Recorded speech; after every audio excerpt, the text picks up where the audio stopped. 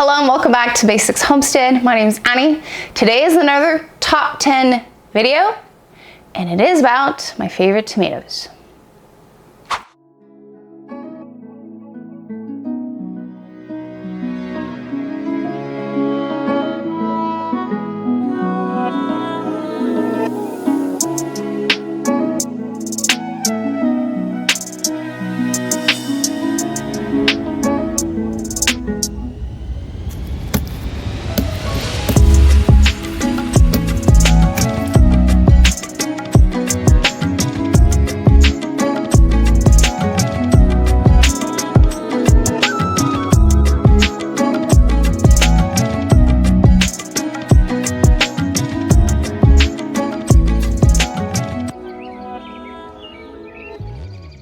So this video is number 3 in the series of top 10. So I made top 10 herbs, top 10 flowers. Obviously there's more, but I'm gonna make sure to link them in the description below. So if you've missed that, you can go check them out. So today is all about tomatoes. But before I get in all of the ones that I grow here, I wanna go over some terms that I say on a regular basis. So I say, heirloom, hybrids, and then the difference between them, determinate tomatoes, indeterminate tomatoes, and semi-determinate. I just want to go over all of these words.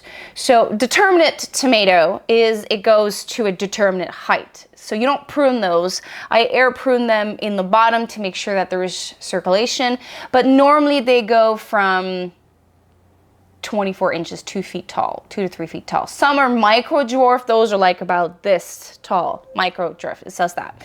Then semi is around 5 foot. There's no pruning required, but I still do some to make sure there's good airflow. And usually it's about 5 feet.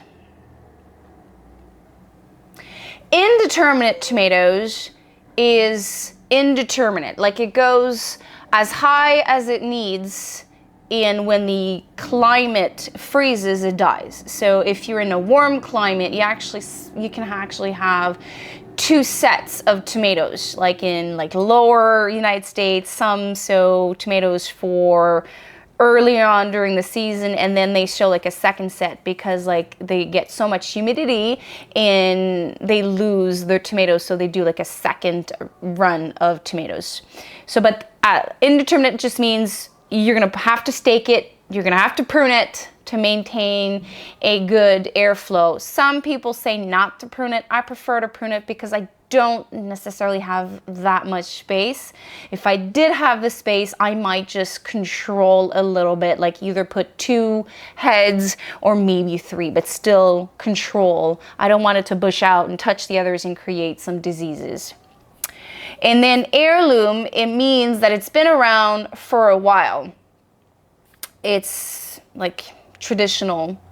And there's this is where you see beautiful coloring.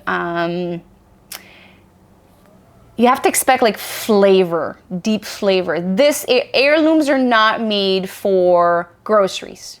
They're for market, for home growers, and less travel as possible. There's also different shapes and sizes in heirloom. But overall, an heirloom is my favorite, my go-to, because there are so many rare varieties. Hybrids, it just means that 2 or more were cross-pollinated to create a hybrid. And then it was stabilized and it becomes a hybrid. So the hybrids are specific tomatoes for traveling, for grocery store. So they kind of sacrifice a little bit of or all of the taste so that they can travel very long distance sometimes. And then in tomatoes, there is a paste style for sauces, salsas. They can paste tomato can pretty much be used for tomato sandwiches, slicing, but mainly paste style. Roma, San Marzano, just to name those 2, are made specifically for sauce and salsas. A lot of my canning recipes that require tomatoes, I tend to go to Roma type paste because they have less water in it. But to include certain depth of flavor, I do include some slicers in my salsas, like for different taste profile. And then you have slicers, they're for sandwiches. Some of them are good for canning, preserving, but again, they have a lot of water in it, so you have to take that in consideration. So when I can, I just don't take my Roma Italian paste style tomatoes. If I have a lot of slicers on my counter and I know that I'm not going to be able to process all of them, I just include them in my sauce. I just know that I'll have to boil it longer to remove that water in the tomatoes. And then cherries, saladinette, pear-shaped, those are like cocktails, fresh eating. You can freeze them and do sauces over the winter, but you'll have the peel. But those are like for salad, fresh eating types of tomatoes. If you like the content that I create, don't forget to subscribe, hit that little bell to get a notification that I've published a new video, and might as well, you can put a comment below. That helps me a lot.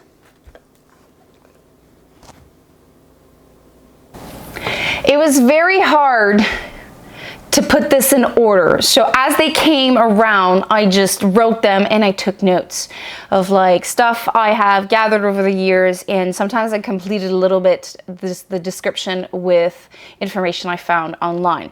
The first one is pineapple, and it's the one I hold in my hands in my profile picture, and it's one of the first tomatoes I fell in love with. So just to give you, it doesn't have enough, we don't talk about this much, like enough about this tomato. It is so sweet and like the flavor is fruity. It's so delicious, like the name pineapple. And it's kind of becoming like a trend. Pineapple mint, pineapple sage, the tomato pineapple. So I really, really enjoy this one. And I mainly use these for salsas and fresh eating. They are indeterminate and they're about 80 days to maturity. Sun Gold. These are considered cherry tomatoes. They are hybrids. They're one of the only hybrids I grow because they are so flavorful. They don't crack. They are beautiful. They are yellow. They pack a punch of taste in everything that I put. And they are one of the first ones that set fruit and I eat in the summer. They're about 55 to 60 days, so that's why. They are hybrid, so that means I cannot save the seeds, and I have to buy the seeds every year. They are super sweet. They hold great on the vine, so that means when the cluster starts, I can leave a couple and like harvest the whole cluster of tomatoes instead of just picking one at a time. I am impatient at the beginning of the summer, so I have a tendency of picking as they go, but as the summer like establishes and I have lots of stuff to do, I know that I can leave those on the vine and let all of them mature. It is also very popular in nurseries, so if you can't find the seeds, you can always buy a plant. And sometimes when my seedlings doesn't work, I buy one plant and then make a cutting from the mother plant and I make a second plant so that I don't have to buy two. Another hybrid, it is called Sun Chocolat. I get those seeds only at West Coast Seeds. They are the only one I found them that holds them. These are indeterminate 70 days. They're a little bigger than cherry. They're saladinette. So they are one of the first slicers that I can like put into sandwiches if I'm like in a rush to have a sandwich. So they're about this big. They're beautiful. Their flavor profile is like smoky a little bit. And I just like eat it out of the garden almost every year.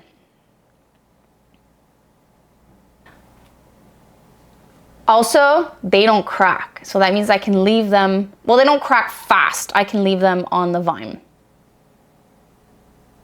Little side note, I took out a bloom. My friend made these for me. These are bloom, they're called bloom. So flowers are like summer, bloom, warmth, sunny. So I took these out. Another one is Black Prince. That is like in my top 3 slicers. They're small, they're on the smaller side, but they are so delicious. They are a heirloom variety. I get those at MI Gardener. They're small slicers.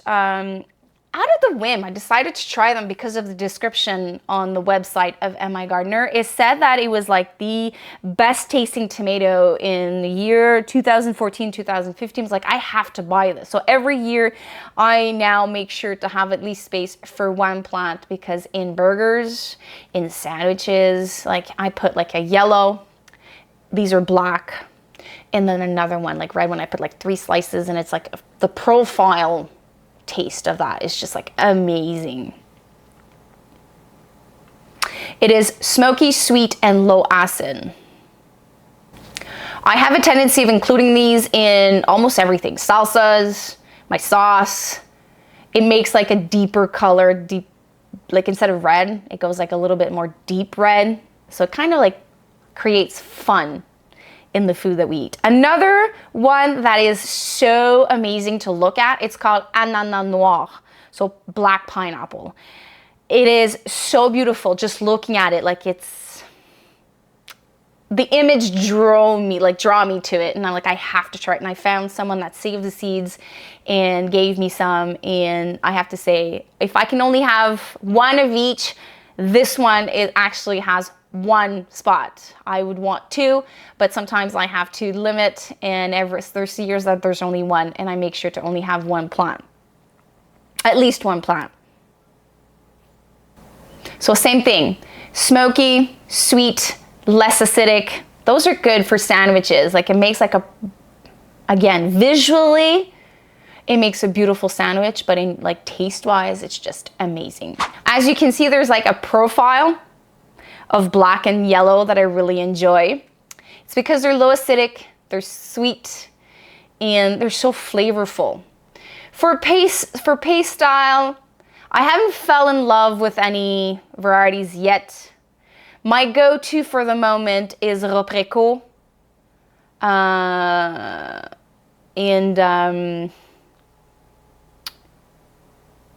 trying Napoli this year. I'm seeing it on a lot of Canadian websites and Quebecer websites, and Amish paste. Those are like my go-to for now. I haven't really fell in love, but like any type of Roma tomato mainly tastes the same. From what I'm reading, Sarmarzano is like the best tomato to grow. I cannot seem to grow them here good because they always have blossom end rot. So they lack water, lack calcium, and the middle of the tomato is like dark. So I can't really suggest any paste style tomato for now. So this time it's not a top 10, it's a top 5. Those are the 5 that I grow every year. The rest of my tomatoes is like, I look at my 3 containers and I just explore, and I kind of look which one like talks to me and like I feel like the pull to grow. This year there is a trend of like stripy tomatoes, so you're gonna see that a lot. So I have a green stripe, I have a dark, I have a pink stripe, there is like Berkeley tie-dye pink, and I have an ant ruby green. So this year is like a lot of beauty. So I'm transitioning from market garden style to potager. So when I started many years back, I was a potager style, trying to work my way through market style garden for high production. And then I converted everything to high production. I burnt myself out. So now I'm going back to potager style, and I'm adding much more beauty. I do have a lot of paste style tomatoes in my garden this year. I think I have like around 60 or 75. No, I haven't counted. I have to look. I have a lot. I plan on completing, if I'm lacking, completing with the second quality tomatoes like I did last year to complete all of my recipes. But I will make the inventory of all my tomato based canning recipes to see if I actually need that much this year. I did can a lot of tomato stuff last year. So that's it. I might do 2 more videos of this. I need to know if that interests you. So top 10 canning, kitchen, if it's top 10 or top something, equipment around the kitchen, pantry, canning, and top 10, I'm going to say 10 just to name a number, tools around the homestead, like growing, from growing all the way down to transplanting, taking care of like weeding and all of that. So let me know in the comments below if that will be something that interests you. I hope you learned a lot about tomatoes today. If you haven't sown your tomato, happy sowing. If you have sown your tomato, it's not too late, but you're towards the end if you're in zone 5. Take care. Bye.